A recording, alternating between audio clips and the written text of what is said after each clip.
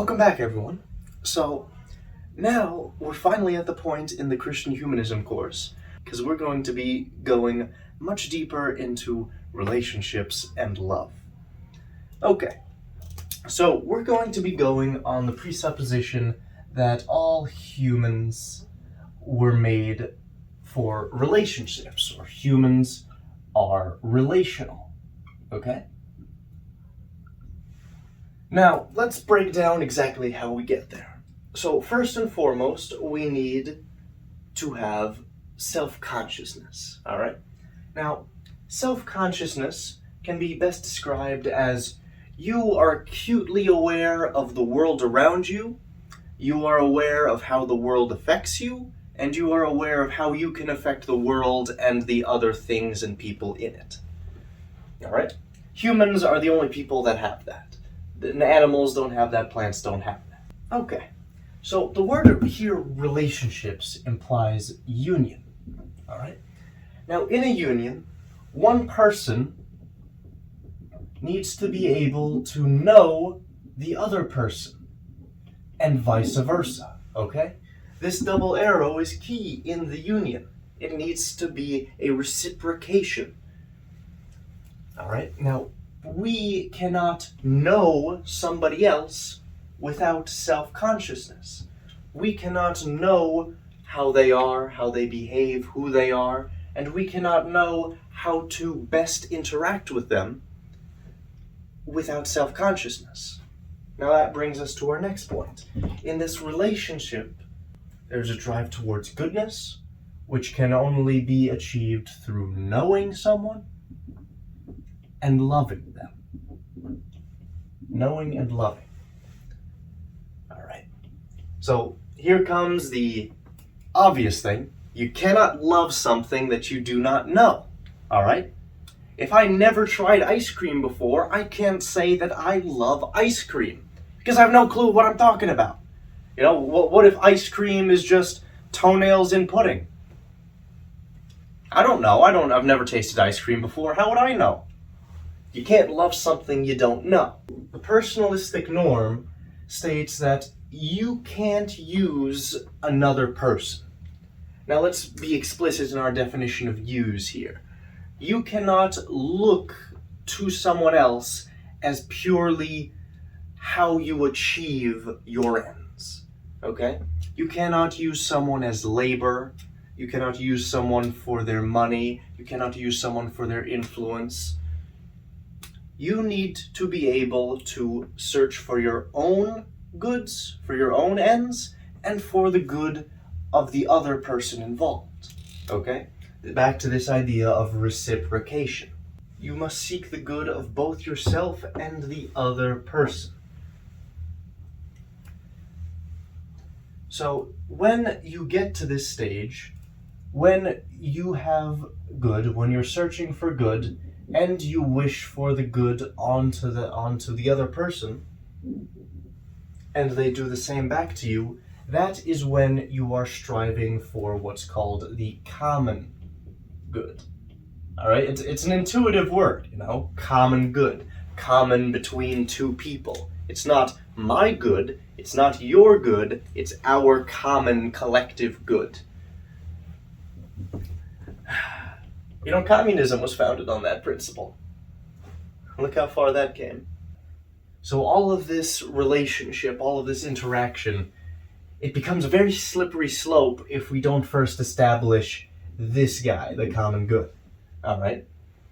If you're not looking out for the best interests of the people you enter into relationships with, you start to descend into a state where you only see them as the ends that they can achieve for you. Alright? Because that's what a relationship boils down to. You consider your own ends and you consider their ends. If their ends leave the picture, you start to only consider your own ends. And that's when people start using other people. That's not what we like, okay? That's why communism failed. Because they were founded on the principle of the common good, then they lost sight of the common good, and they delved into using people for labor, for intimidation. That's a big word.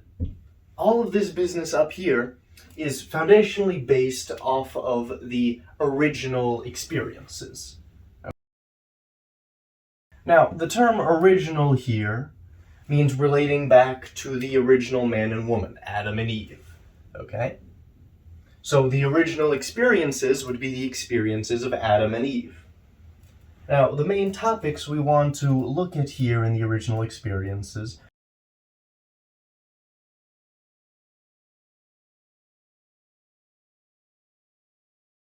So in original unity, I'm sure we all know the Genesis story. Eve was created from a part of Adam, meaning that they, from the beginning of time, were intended to be united as one. All right? God did not create Adam, and then he created an entirely separate human, Eve. He created one from the other, to imply that they were complementary to one another, to imply that one could never be whole without the other. Okay?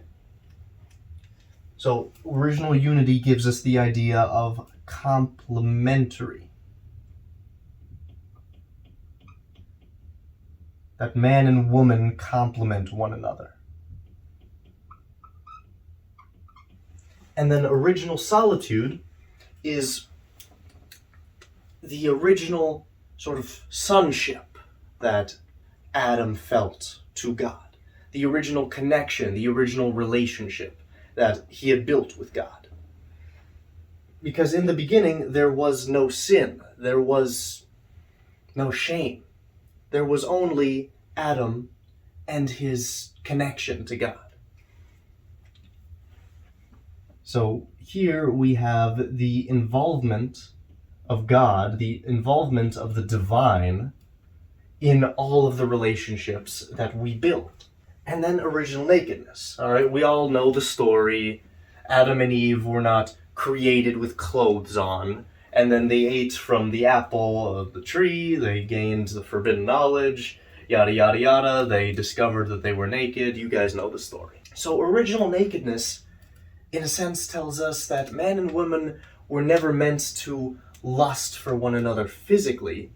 They were meant to be attracted to each other both physically, emotionally, mentally, spiritually. They were meant to be attracted to the whole person, okay? So after they gain this forbidden knowledge, they realize that they're naked and they realize they should cover themselves up, all right? So this instinct to cover yourselves up comes from the introduction of lust, all right? How do you prevent against lust? You remove the object that which is lusted for, okay? If a man lusts for a woman's body, the most effective way to move past that lust so that the man can get a better chance to love the entire person is to remove the object from which he lusts for. Okay, so here from the original stories of Adam and Eve, we get our foundations for relationships. So we know relationships are built on this thing, love. Okay? I'm using the dual marker writing style. I'm seeing how that works. So we know that love is going to follow a very distinct path. First, it's going to start with attraction. Attraction's going to develop into desire. Desire is going to develop into goodwill. All right? Now, you will only have complete true love once you get to goodwill. All right? Each one of these is a step closer to true love. That's what we're looking at here. So what exactly is all of these words? What do they mean? How do they relate? So first of all, you've got attraction. Attraction is sensuality. Let's define that word, sensuality.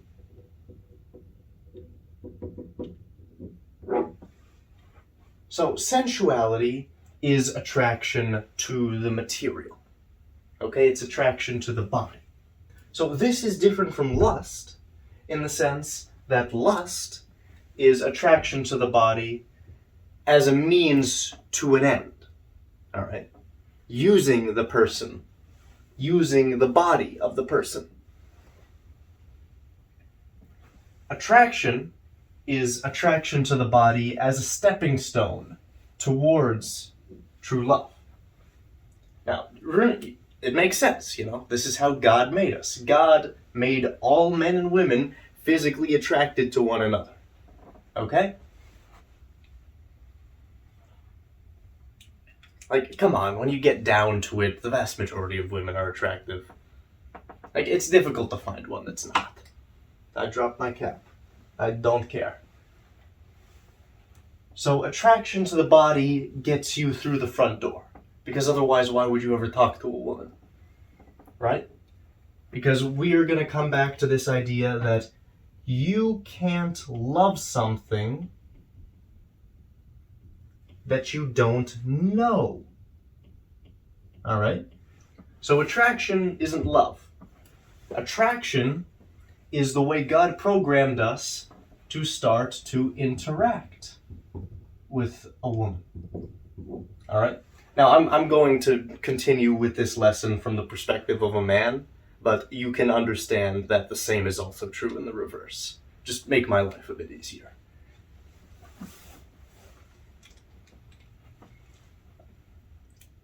Once you get man and woman to interact, then you can start to get to know one another. All right? After you get to know the person, then you can get to know things like personality. You can get to know things like intentions. And you get to know the person as a whole. You get to love body. You get to love personality. You get to love mind. You get to love soul. And this section right here, after you get to know the person, develops into desire. Now, desire leads us down into another S word. Sentimentality. Sentimentality. This is a lot harder than it looks writing with two markers. Sentimentality.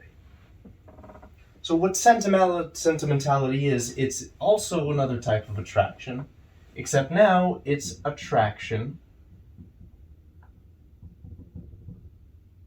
It's attraction to the whole person.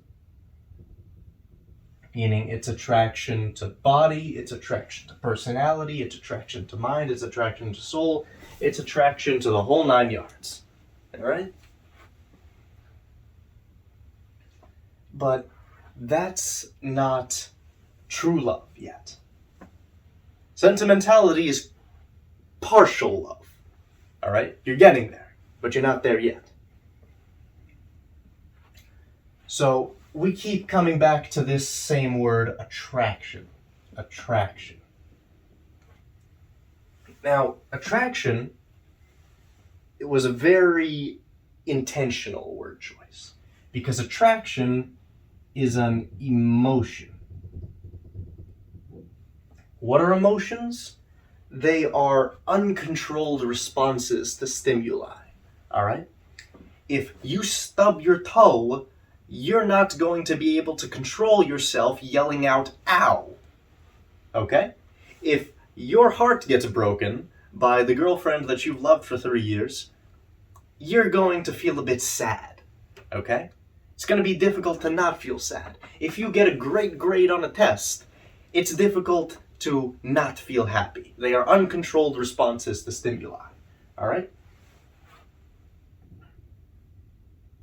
Uncontrolled.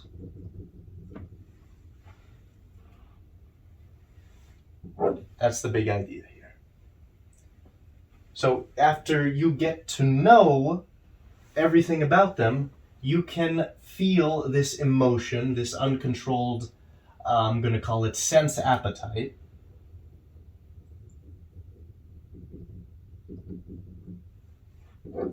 towards these things that you know. All right? You don't feel attracted to a cake unless you know what a cake is, unless you think a cake is delicious. All right? You don't feel attracted to sleep if you've never slept before. You don't know what you're talking about. All right? So here we have attraction to the person.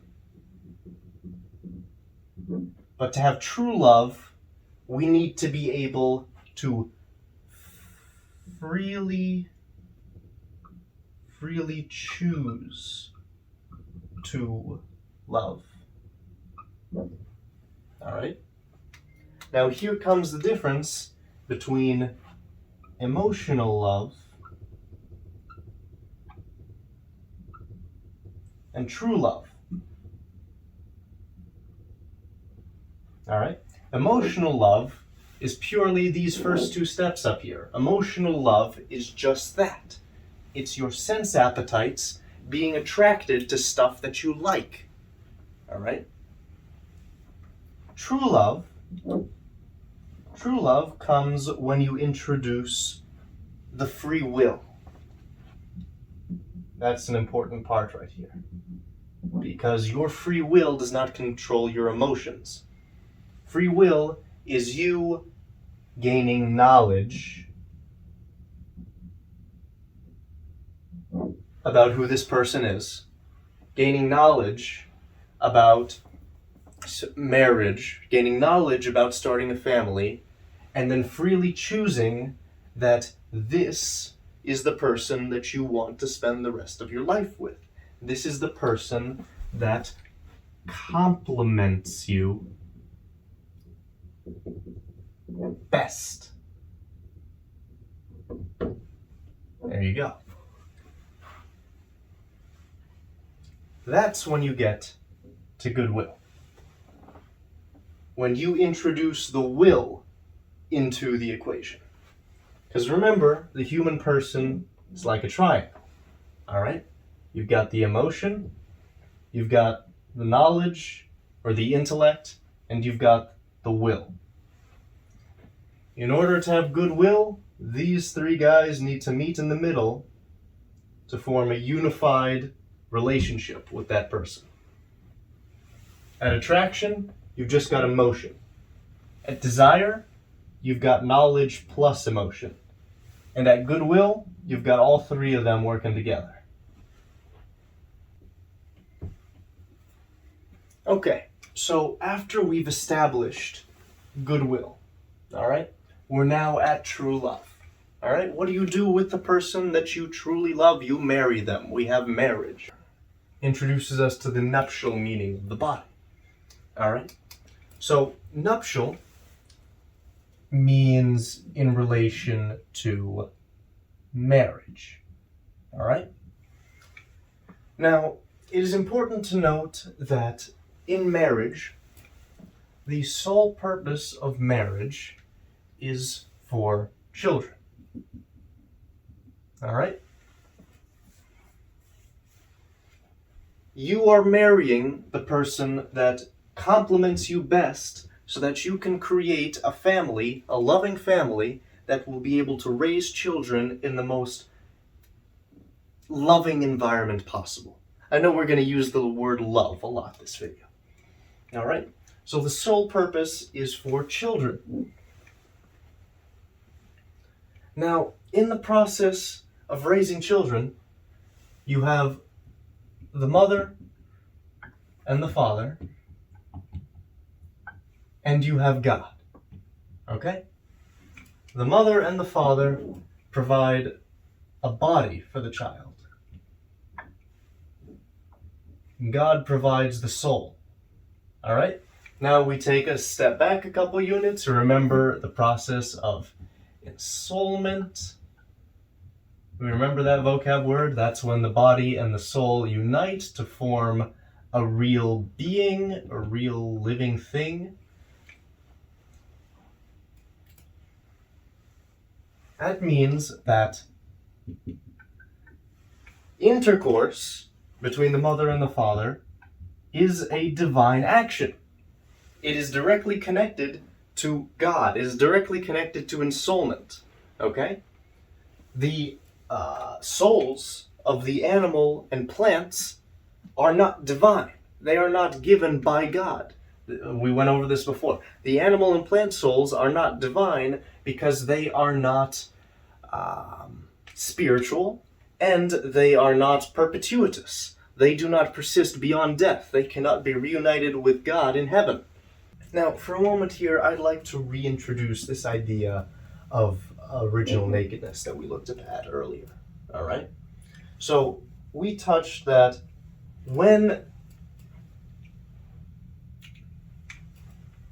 we said that when Adam and Eve ate the apple from the tree, they became ashamed of their nakedness. All right? Now, let's continue with that idea of shame. There's also the idea of shamelessness, which is something slightly different. So, shamelessness is the lack of shame where there is supposed to be shame. There's supposed to be shame. All right? We call this like sexual immorality, but you are unfazed by the fact that you're committing these sins. So the antidote to that, of course, is chastity. All right? Now, many of you people hear the word chastity and you think no sex at all, which is conventionally what it means. But in this context, we're going to say chastity means sexual moderation. Chastity would include things like no contraceptives. Intercourse is only meant for the creation of children. All right? Use of contraceptives would delve us back into this use of a means to an end, use for pleasure, and all of that. So, chastity is sort of a virtue. We're going to call it that. And that's where we're going to leave off today. I think I've done a lot of writing. You know, I really like this talent. I want to be able to learn how to do this more often, write with 2 markers. Anyway, enjoy life, everyone. Study for trimesters.